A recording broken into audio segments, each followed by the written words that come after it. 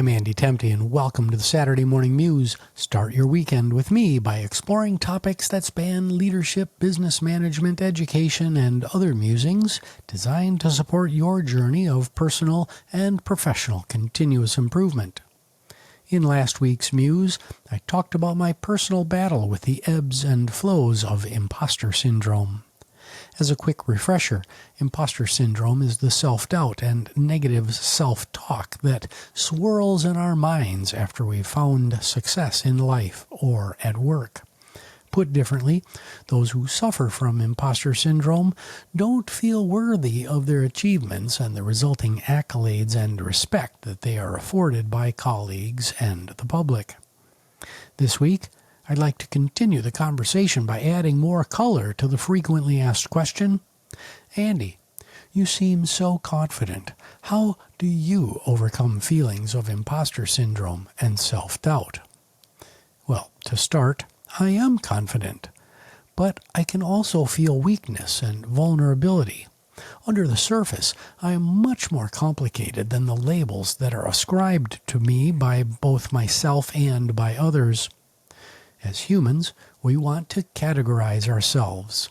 We place labels on people and put them into boxes. This behavior is a natural extension of our brain's sorting mechanisms that attempt to simplify the vast complexity that surrounds us. Put simply, the brain is a pattern recognition and estimation engine. All this mental sorting and simplification that our beautiful minds perform leads to the initiation and calcification of unconscious biases. So much bias lives up here. And if you want to learn more, I encourage you to go to Public Broadcasting System, or PBS. And last May, they had a 2-part series on the brain. Absolutely fascinating. So, for example, people who have seen me rocking out on stage in front of 2,000 people or see my public author, podcaster, former CEO persona, they put me in the confident, outgoing people person box in their minds. Those same people are then shocked when they learn that at my core, I'm highly introverted and second-guess myself all the time. Their brains have a difficult time dealing with this apparent inconsistency, which is a direct result of an unconscious bias that was formed from seeing only one or two sides of the complex human that is me. You see, we live our lives on messy, non-linear spectrums of competing emotions and psychological constructs. Examples of these spectrums, or spectra technically, are introversion versus extroversion, or passion versus measure, confidence versus self-doubt, selfishness versus selflessness, determination versus curiosity, and courage versus timidity, just to name a few.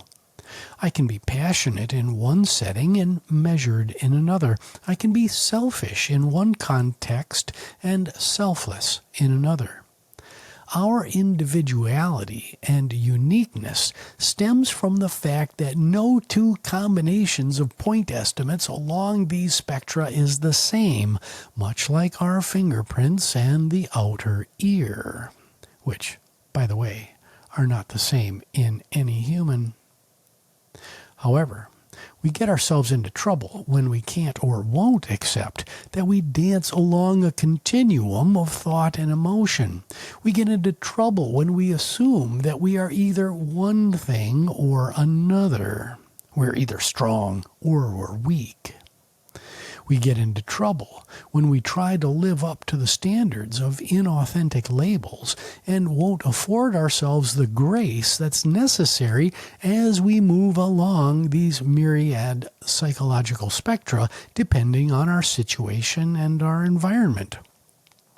This is the main premise of my first book, Balancing Act, that we are continually striving for balance along these psychological lines.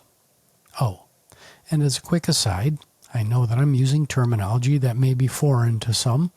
The term spectrum in this setting refers to a range or series that extends between one extreme and its opposing extreme.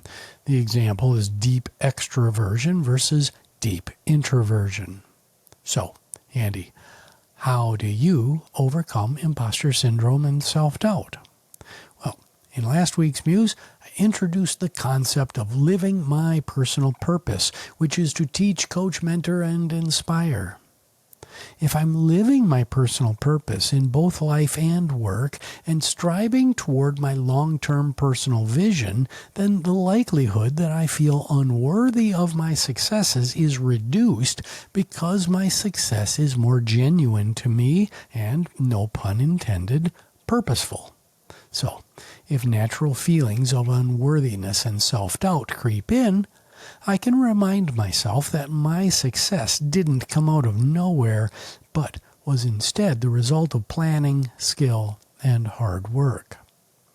To bolster my personal purpose, I've also identified a few words that I live by, which are outlined in Part 4 of my first book, Balancing Act. My words that I work diligently to put into action are calm, consistent, persistent, thoughtful, agile, and industrious. If you go through this exercise, you will have a very different set of words. Some, one or two, might be the same, but they will be unique to you. My words are behaviors that I've defined for myself, and they are treated as verbs. I strive to be calm, consistent, be persistent, thoughtful, agile, and industrious. They represent additional tools in my emotional intelligence toolkit that I use to support my personal purpose, my vision, and my roadmap. Said just a little bit differently, if I'm consistently turning the words I live by into action, living my purpose, and working toward achieving the long-term vision I've established during periodic personal planning exercises, then the success that I achieve is earned and I have a much easier time accepting it. Note that I said easier. The feelings of doubt and unworthiness are not fully eliminated, but they are much more controllable in their duration and their acuity.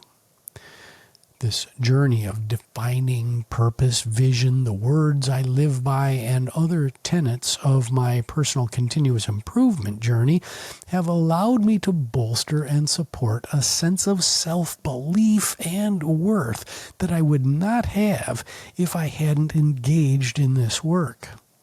I encourage everyone to go through a similar set of exercises and adopt a lifelong learning and continuous improvement mindset. It's never too early or too late to take the first steps. Thanks for listening and have a wonderful weekend as you recharge for the week ahead.